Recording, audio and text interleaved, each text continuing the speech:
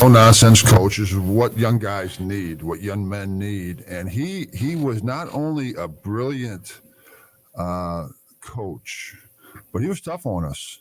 And we won games. All we did was win, and we won games. And a lot of people don't realize this. We won 60 games in a row my junior senior year in 2 state championships. About half those games, if not more, were 1 or 2 point wins. And our scouting reports were probably 15 pages.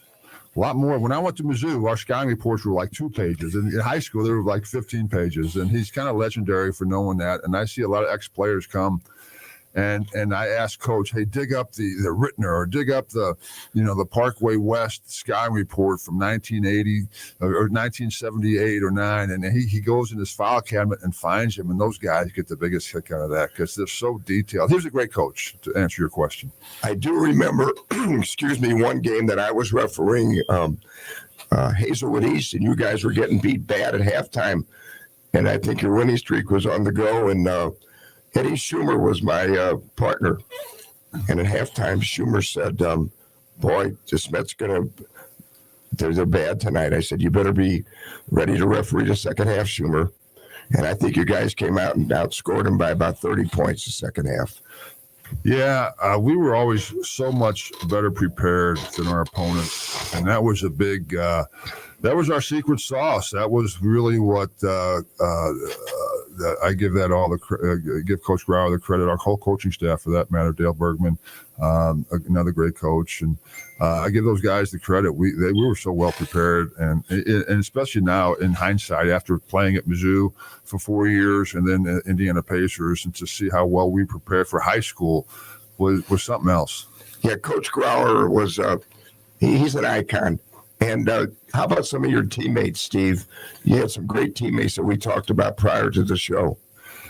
Yeah, at the Smet. At the Smet, yes, sir. Yeah, I came in there as a sophomore. Mark Dressler, of course, was the player. I don't know if you guys remember Mark Alicorn. He was a player as well, and ended up dying of cancer while he was in college. Very sad story. Mark Alicorn, his dad, and my dad were teammates at St. Louis University back in the day in their college days. But anyway, so Tom Hornoff, he was a football player. He was a football player at Mizzou. He was a starting power forward.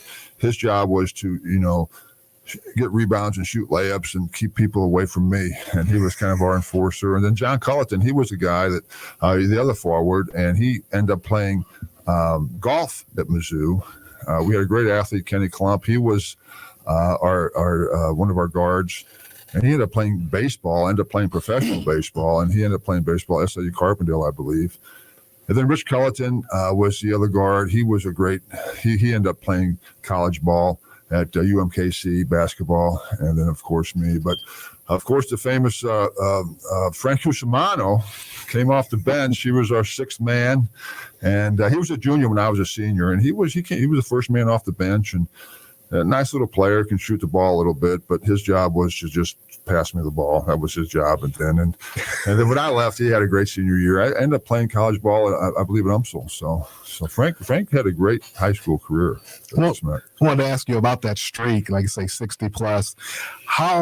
How effective were the coaching staff? Obviously, when you're on a streak like that, everybody in the city and your community and this net community, they're concentrating on the streak. And how good were they at kind of keeping you focused on just getting the game and not worrying about the streak? Is that something you guys, was that in the back of your mind, or did Coach Grauer and those guys kind of keep you focused on just what was ahead and don't worry about winning and keeping that streak alive? That's a lot of pressure when you're going through that, I imagine, as a 16, 17-year-old. I think any season at the Smet was pressure under Coach Grauer. We play for championships. If we didn't win the state championship, the season was a failure. Right. And my sophomore year, we came in third in the state. We lost to a Kansas City team. The heck name? Anyway, we lost to a Kansas City team by like 1 or 2 points in the semifinal game. I think we beat Vashon in the third place game. But anyway, so we came in third that year, and then we played my junior year. We lost, I think, our first game against St. Louis Central.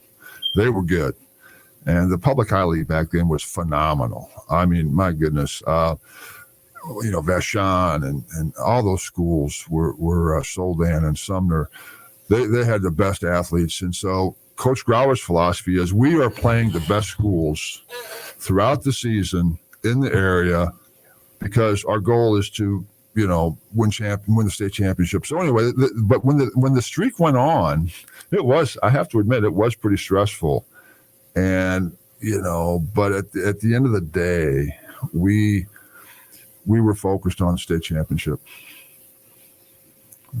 What do you think? I know Ron brought up the Hazelwood East game. Was there a game or two specific where you thought, my God, they might end that night, but then you guys put it together and able to pull out a win? I mean, I have to go back and look, but I remember we had so many close games, and we had a good team. We had good players, but there's a lot of good teams out there. But we had so many close games, and we, like I said, that I think our advantage was Coach Grauer's coaching ability, our whole coaching staff for that matter. But I mean, it was, winning's tough. I tell people all the time, I don't care if it's Division III, high school, junior high school, JV. I mean, to win is not easy at any level. No, for sure. It's not.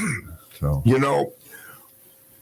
when you were a sophomore at the Smith, I was refereeing the Normandy Christmas tournament, and you were a young guy, and you went the length of the floor. I'll never forget this, and this is what Coach Grauer, a memory of Coach Grauer, and you went up and you weren't sure if you should dunk or not dunk, and you got caught in between, and it didn't work. It didn't turn out very well, and some of these silly people were yelling, and during a timeout, Coach Grauer called me over. He said, those people who are laughing about Steve, they won't be laughing for very long. He's going to be one of the best ever.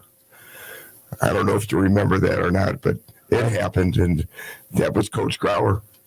Well, I got fouled? Why didn't you call a foul? Maybe I'm blaming you, I guess. So anyway, no, I remember that play. I was a sophomore. I wasn't very good. I came in and I needed a lot of work. I was a big guy, tall. I could run. I was somewhat athletic, but man, I was not a very good basketball player until Coach Grauer got a hold of me. But I remember. I do remember that. That now that you mentioned it, the Normandy Christmas tournament was a big deal. Yes. I mean, you're talking about a facility that looked like a college gym. And back then, it was the premier Christmas tournament, and it was a big deal. And I guess I stole the ball. Yeah, I remember just basically missing a layup that would have won the game for us, basically. And, whatever. I mean, it happens. But at the time, it was a big deal. I mean, I remember being devastated. And, those things when you're young kind of get blown out of proportion, but you know how it is in sports. I mean, you make bad calls, people do things. You got to have a short memory. And, again, you're right. Coach Grauer was a master at, the psychological aspect of the game. He probably just, gave me some tough love and says, put your big boy pants on and forget about it. That type of thing. I was like, oh, okay. That's right. You talked about your development as a player under Coach Grauer. At 7 feet tall, even back then, obviously, you were a dominant player around the basket, as most big top dominant big men. But you also were a player that can really go out on the perimeter. You can put it on the floor, and you were knocking down jump shots. Which kind of atypical. A lot of people just want to keep the big man in the paint and everything. But who kind of helped develop that part of your game? Even back in the 70s, they were, jump shooting big. That you were a little different than just the guy that just could dominate in the post. Yeah, I don't know. You have strengths and weaknesses as players, and you kind of play into your strengths, and you work on your weaknesses. And what was it? Tom Landry, the legendary Dallas Cowboys coach, says, my job as a coach is to make these men do what they don't want to do so they can become the players they want to be and the people they want to be. And that was Coach Grauer. I mean, we worked after practice and before practice. I had to show up, but I needed that, and I embraced it to a large degree because I wanted to be a good player. I knew I had the ability to do it, but I needed to learn the game and learn the fundamentals. And it's funny because Norm Stewart at Mizzou was of the same ilk. I mean, he was like that as well. So, but my game was, I just had a decent outside shot. I can dribble it a little bit, for a big man. But I also spent most of my time working on low post stuff. And back then, as we talked about, Earl, is that, teams wanted to develop their team around the low post man, the big man. And that's what everybody wanted back then. It's different now. And so I always was played with my back to the basket. And then I went to Mizzou. I played a little bit out. And then, when I was in NBA, and like the center never guarded me on the other team. It was more the power forward because I played kind of like that. I was able to come out. But Jabbar, for example, if I came, we played LA, I hit my first 15, 17-foot jump shot. He did not want to come out. No, he's probably mad as hell. And he come out, and I can go around him. Right. That was my game, basically. And and then they put Kirk Rambis on me or somebody a little quicker. And so then I would go down low and try to post him up. But I spent a lot of time working on footworks, low post footwork moves, because I always thought it was all about your feet.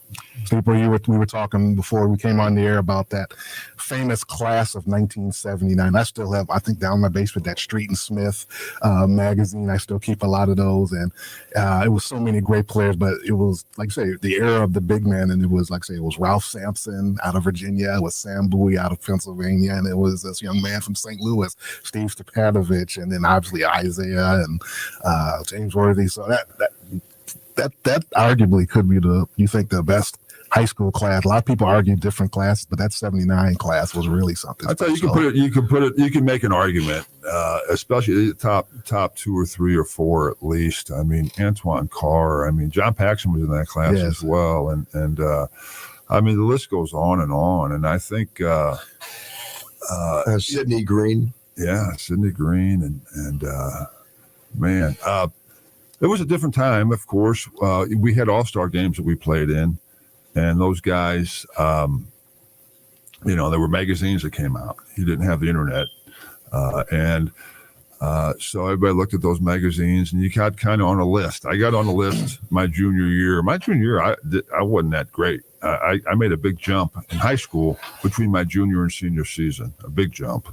And I was probably a high second-round pick my junior year to, in the NBA to a top pick my senior year. So I made a big jump that summer.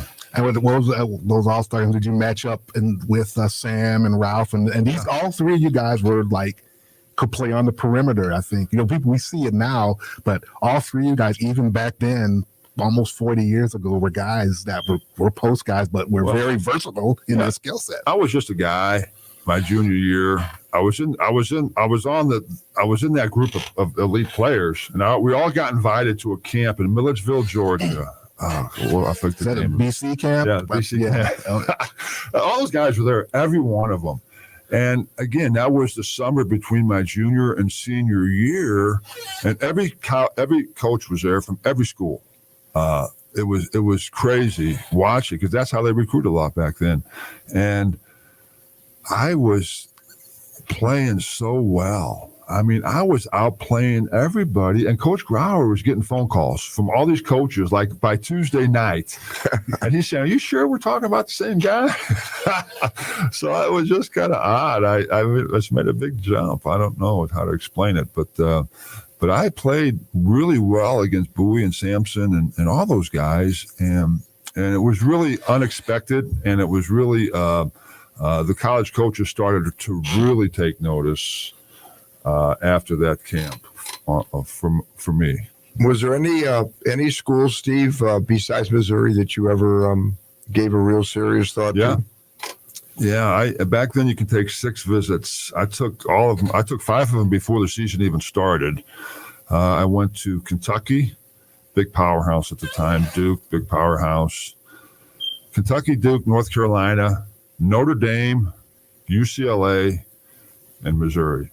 And those were the powerhouses back then. You can only take 6 visits. So I was really thinking about Kentucky a lot. Loved Notre Dame. I liked all those schools, but I think it came down to Notre Dame. Digger Phelps was there at the time. Notre Dame and Missouri. And, it's funny because Digger Phelps, even to this day, he really thought he had me because they call him Digger because he was in the funeral business. Yes.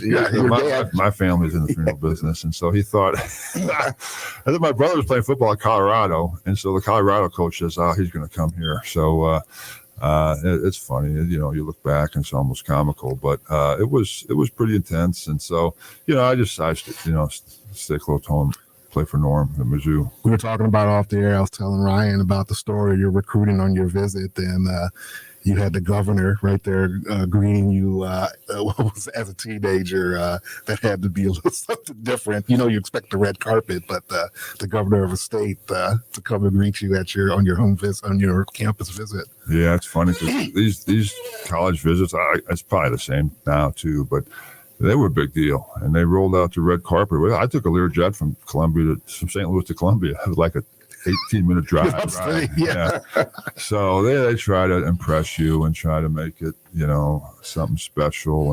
And but that was common. I remember I went to Kentucky. I took a jet to Louisville, got in a helicopter, and took a helicopter ride from Louisville to Lexington. Anyway, they just tried to do something. Did they have the Wildcat Lodge? Was that built in Kentucky? That was something else, wasn't it? I stayed there a couple of times. That's amazing. And for the players, this was like, Dirk Minifield was there. I remember that. Kyle Macy showed me around one night. Rick Roby was came to the Normandy Christmas tournament. He had just graduated. They had just won the national championship, I think, my junior year in St. Louis, by the way. They beat Duke. And so we're playing the Christmas tournament my senior year, and there's Rick Roby standing there with Joby Hall and who's the other guy from Kentucky, the famous guy, their AD. Anyway, yeah, it was crazy. I mean, it's crazy now too. I mean, I think it's just a different era now. But at that time, it was to be heavily recruited in any sport. My brother was really heavily recruited in football. I mean, Barry Switzer was at our house. Dr. Osborne from Nebraska guy. Nebraska. Yeah. He was at our house multiple times. My brother was highly recruited. He was a year older than me, went to Chaminade. He was a great football player. And he ended up going to Colorado. Was he a lineman, Steve? Yeah, he was an offensive guard. Yeah. Wow. Yeah. Well, nowadays with, the kind of money that these kids are getting to play college sports, it's kind of interesting what you were sharing with us before when you went down to Missouri. You didn't have a car or anything. Tell me a little bit about that bike. Oh, yeah, well, it's a funny story. I'm the most heavily recruited guy coming out of high school. I get to Mizzou. I didn't have a vehicle. We lived off campus about maybe a mile and a half off campus. All the players did my freshman year in apartments. And so I'm thinking, I don't know, how am I going to get to campus?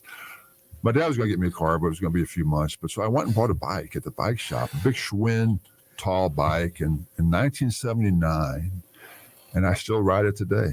That's awesome. I was at 40 years old. I don't know. What kind of bike is it? It's a Schwinn. Okay, Schwinn. I know okay. It's real high frame. Of course, I'm 7 foot tall, so it really. I mean, I've rebuilt it a couple times, but I still I ride my bike around a lot, and they stop me and want to take a picture. I had that bike when I was a kid. So did I. This bike. Yeah. It's vintage, but yeah, I eventually got a vehicle, but it was. I just remember, and we talk about how it is now in college compared to when I played, and it was so much. It was just different. It's different in many ways because it was I played college. I graduated Mizzou in 1983. So again, we talk about the money in the NBA now. We talk about the money in college sports. Oh my gosh, and how that has evolved into the NIL and the transfer portal, and it's just such a different world now than when I played. It's kind of, we talk about it. It's funny in some ways. I think it's good. It's an improvement, but it's just hard to comprehend when I played in such a different era. We're gonna take our first time out here, guys. But before we do, I want to let everybody know this show is sponsored by Fast Track Auto Transport. It's been a trusted leader in vehicle shipping for over 25 years, providing reliable, affordable service across the U.S. Fast Track offers fast and safe transportation solutions for individuals, dealerships, fleets, and businesses of all sizes. The Fast Track team prides itself on honest communication, competitive pricing, and real-time tracking, which gives our customers peace of mind from pickup to delivery.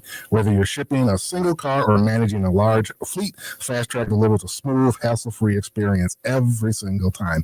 Come see why Fast Track Auto Transport has been St. Louis's go-to company for all your vehicle transport needs for over 25 years. The trusted way, the safe way, the Fast Track way. Visit ftautotrans.com or call 636-677-9004. That's ftautotrans.com or call 636-677-9004. We're joined on the Easy Hour by legendary Steve Stipanovich, basketball player. We'll be back with the Earl Austin Experience on the Lou Information Station, or you can listen live on demand at louinfo.com.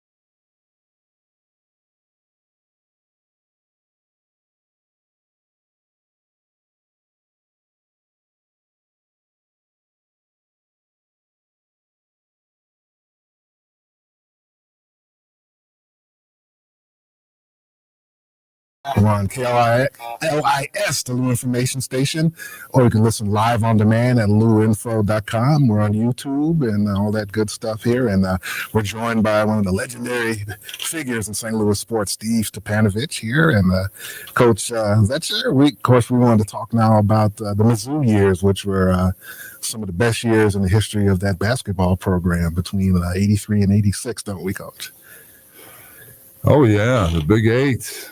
It was a battle. I mean, when you went to Manhattan or Lawrence or Stillwater or even Norman, Oklahoma, it was a battle. I mean, you can say it is now, of course, but I just remember just being just so hyped up and the fans throwing whiskey bottles at you. I mean, I think it was a little different than it is now. It was just more of a Wild West type. Not the plastic bottles that we have now, the real deal, the real glass. Like brutal. So when you went on an away game, it was a war, and it was like us against them, and we didn't like our opponents at all. We didn't like the guys from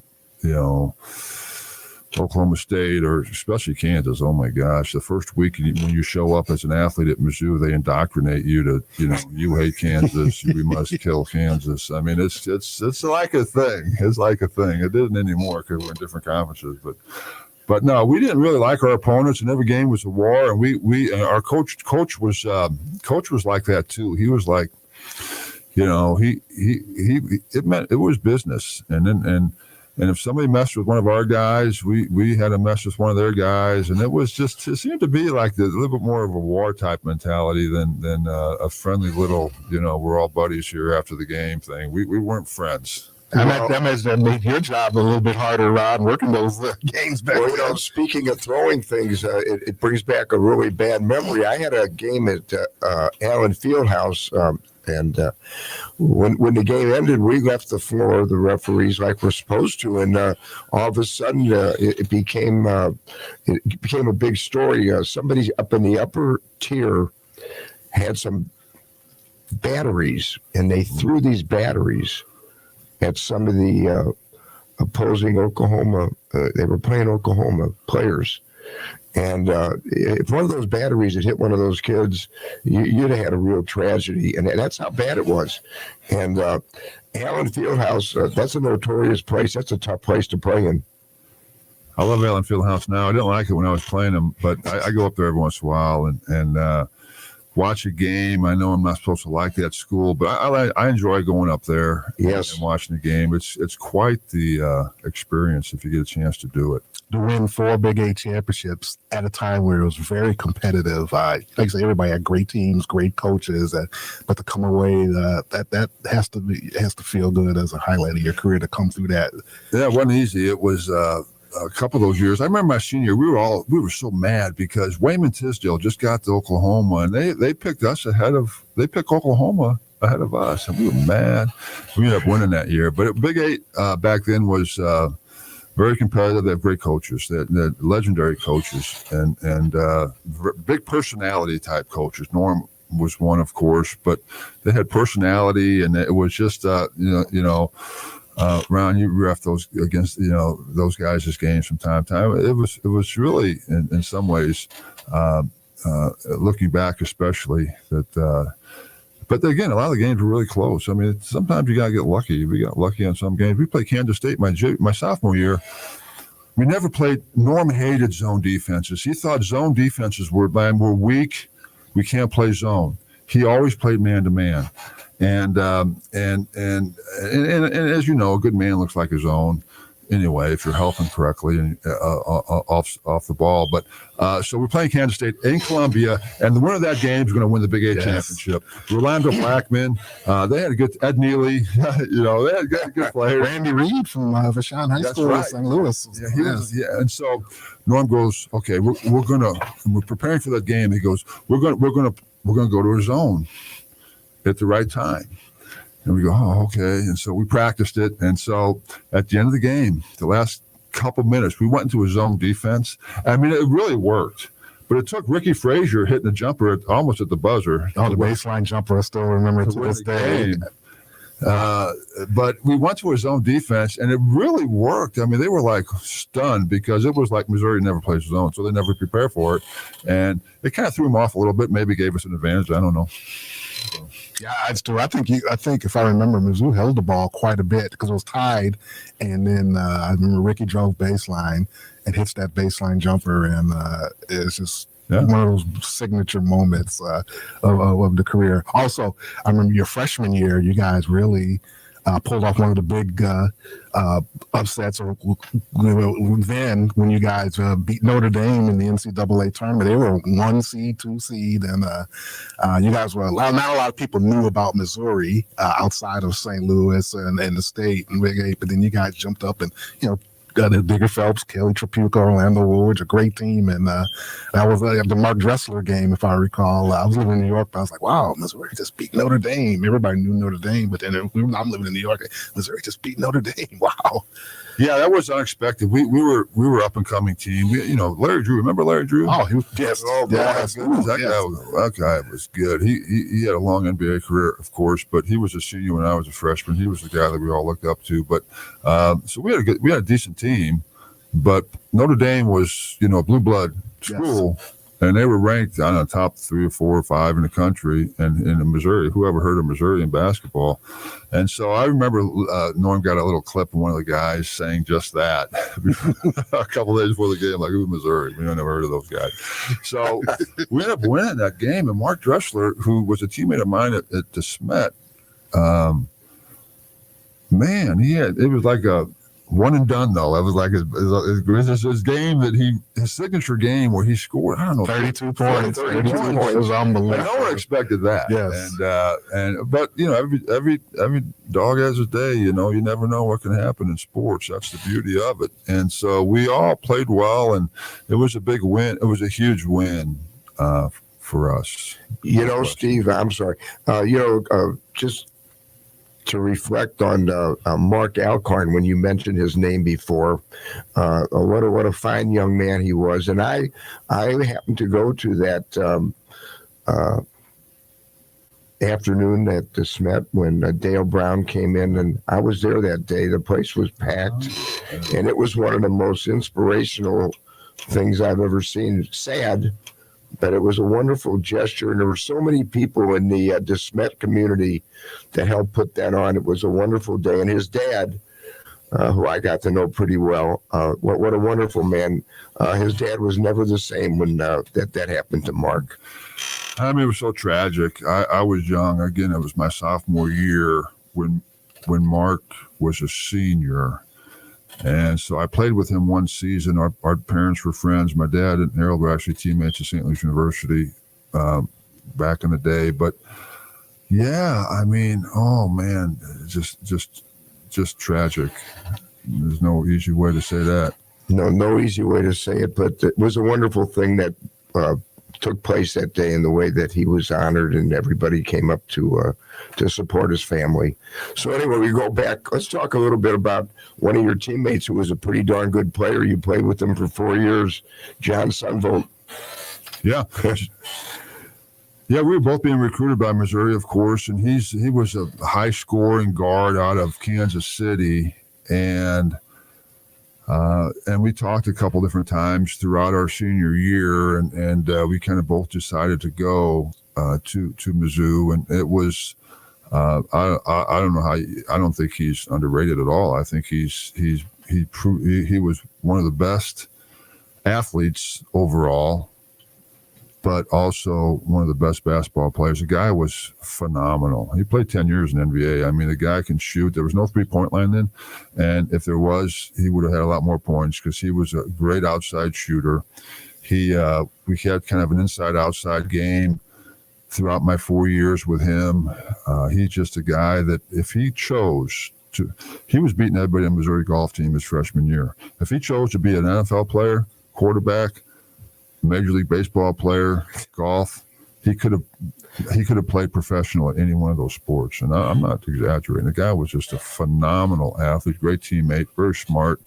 I could tell you so many stories about John. I mean, John never was in the wrong spot. I mean, I got the rebound back then. when we were taught as big men to get the rebound and turn outside, never turn inside, pivot inside. That's where all the people are. You turn outside, and John's making his U cut. I could close my eyes, and we were a fast break team, and John was making his U cut, throw the ball. I mean, he just never made mistakes. It was fun to watch. Talking about so many signature moments during your career. We talked about the Notre Dame game. I remember another one here in St. Louis. You played North Carolina and Dean Smith and Michael Jordan during his college heyday, and Missouri beats North Carolina. What sticks out about that particular afternoon? Yeah, it was it was a big deal. It was my senior year. It was a big year for us. I think we played one game against, so this was our second game. North Carolina had won the national championship the year before, right, and the only player that left was James Worthy. They had Sam Perkins, and there was Michael Jordan, of course. They were really good. So, it was in St. Louis. Dean Smith was a guy that really always stayed in touch with me. I was recruited by him, but when I didn't choose North Carolina, he sent me Christmas cards. I mean, the guy was a neat guy. So basically, we won the game. It was a close game, and we played well. It was in St. Louis. It was another great win for the program, no question. And so I see Ron Jones. He still lives in town, and I think that's the game you have to ask him. Yeah, I locked down Michael Jordan that game. Yes. He kind of did. Yeah, he did. He was a good defensive player out of Cape Girardeau. Yes, yeah. Yes. And before I talked about also the one game on individually, as when you played Ralph Sampson in Virginia. I believe you guys were junior or seniors that year, and I think Virginia won the game, but I think that was the game when everybody really nationally found out who Steve Stipanovich was. It was my senior year. Back then, ESPN was just just starting out, and when you were on ABC or NBC or CBS, and they only had a handful of games each weekend, that was a big deal. That was your exposure. Again, there was no cable TV really. It was just kind of beginning.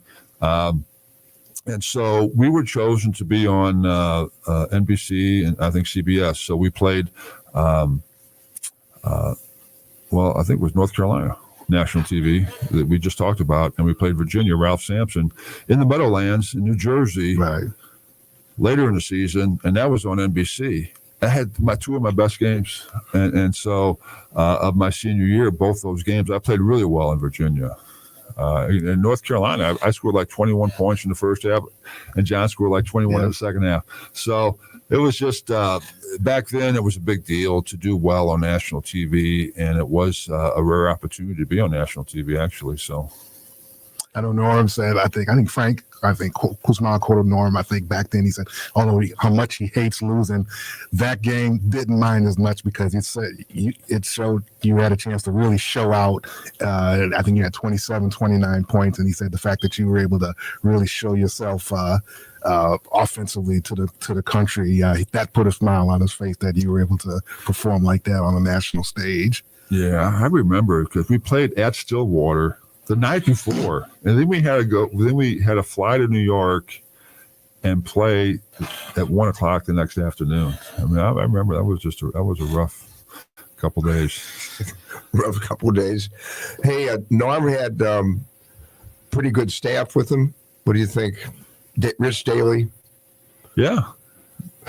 Yeah, he did. He did a good job at choosing his assistant coaches, and I mean, we like I said, I was blessed. I was blessed with great coaches in high school, most importantly, but also Norm was a great teacher of the fundamentals of basketball. I mean, just a stickler on certain things. So and so he was a tough guy. I mean, I think Coach Stewart and Coach Grauer were very similar in a lot of ways. So they prepared me well. And like I said, I needed a lot of work. I was a big old guy, 7 foot. And big guys need a lot of work. I guess everybody does, but I think your big guys. Well, you sure did. You learned well, sir.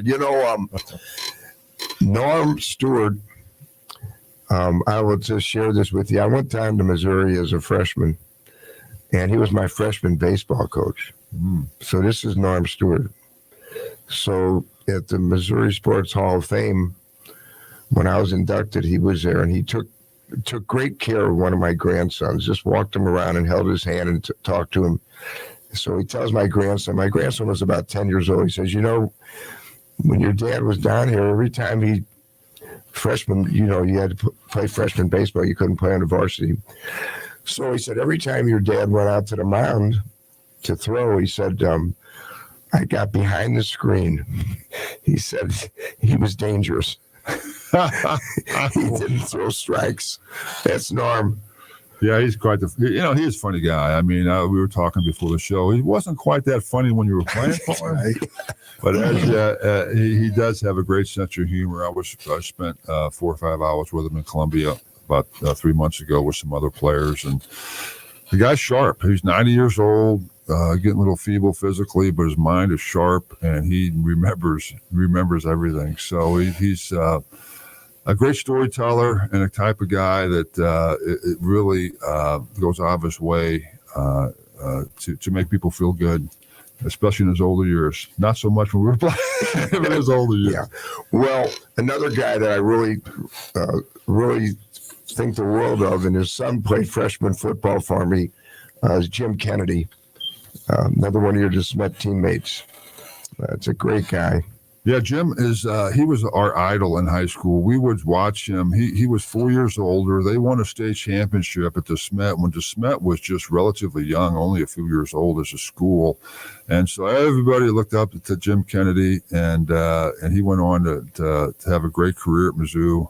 And he's got some great Norm Stewart stories as well, like we all do. But yeah, Jim, we have a lot in common. Of course, we went to the same high school and college, and I see Jim. He lives down the street from me, actually. So, hey, Steve, tell us a little bit. We've got time. You did some coaching and did very well at it. Tell me a little bit about the coaching, your coaching career. Well, I coach all my kids when they were little, but when I did coach the varsity girls at Westminster Christian Academy, and for 3 years.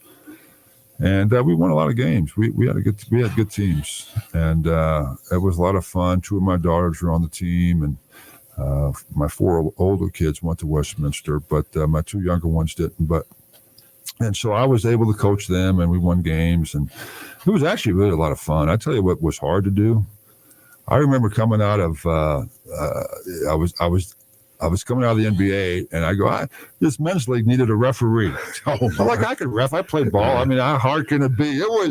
I tell you what, I was stunned at how hard it is to referee a game. I figured, I've been around basketball my whole life. I can ref a game. How hard can it be? No, it was much more challenging than I thought it would be. Let me tell you that. Ron, let me tell you what made Steve a great high school coach. Sadie Stipanovich had a heck of a career at Westminster, but she went to St. Louis University and became one of the all-time great Billiken women's basketball players. She was amazing. And it was during a time where Slew, I think, played for the Atlantic 10 championship a couple of years, got to the championship game, I think maybe won the regular season. She was a phenomenal player. She was very good, but she really blossomed in college. I don't know if she got away from her dad, maybe, but she really became a superstar at the college. I remember her playing. Jonquel Jones was one of the best players in the WNBA. For the Liberty, was the MVP of the championship series last year. 6'6", kind of a guard forward center and everything. I remember watching George Washington come to the Chaffetz during it was like a education day. It was like 9,000 people there, and I thought Sadie just outplayed her. I mean, she was a great player, and she was just fun to watch, Steve, during her career. Yeah, thanks. She was. I remember she was not recruited out of high school at all. I mean, I was like, she wanted to play college, and she didn't do the whole AAU thing very well. Anyway, long story short, no one wanted her. Then Lisa Stone called up and said, "We want Sadie." I said, "You want Sadie? Really?" Because no one else does. I mean, no one else. Exactly. I mean, and she goes, "No, I really." And she ended up being a 4-year starter. Was the all-time leading scorer when she graduated. She's not anymore. Another girl, but their junior year, they won over 50 games. Oh, they were amazing. And Lisa Stone took a chance. I still see Lisa Stone around. I said, "Lisa, thanks for taking it." She loved St. Louis University. Let me just tell you, she loved it. And I always say, thanks for taking a chance on Sadie, because I thought she's 6'3", she runs. She wasn't, she wasn't as polished as some of the AAU kids, but you could teach someone to play basketball if they have the talent. I was just stunned that not more people realize that she can be an effective college player. I was stunning, but good for her. Yeah, I'm proud of her. She did well. How was it watching her play? As a dad, kind of nerve-wracking. It's not easy, is it? I'll tell you what, Luke, my younger son's 21. He got done playing high school sports, and I'm like, oh, thank God I don't have to watch this stuff anymore. I was in Denver watching my grandkids, 8-year-old grandkid, play soccer. That was delightful. That's actually fun. You do that. I know, Ron, you do that a lot with your grandkids. It's actually a lot less stressful, but God, watching your kids play, it was just. I was glad when it was all over. I have 6 kids, and so and a daughter that played volleyball at University of Arkansas. That was brutal, and then a daughter that played basketball up in the state of Washington, and then Sadie, and even at the high school level. I'm glad those days are over. I'm too old to be all stressed out. Well, I'm way too old, and I didn't handle it very well. When I went to watch my grandsons play. Well, I used to play. I was a player, a baseball player, a high school basketball player. So, and then I was a freshman football coach. You have control. And when I refereed, obviously you have control. And then as a spectator, you have no control, Steve. And it's hard.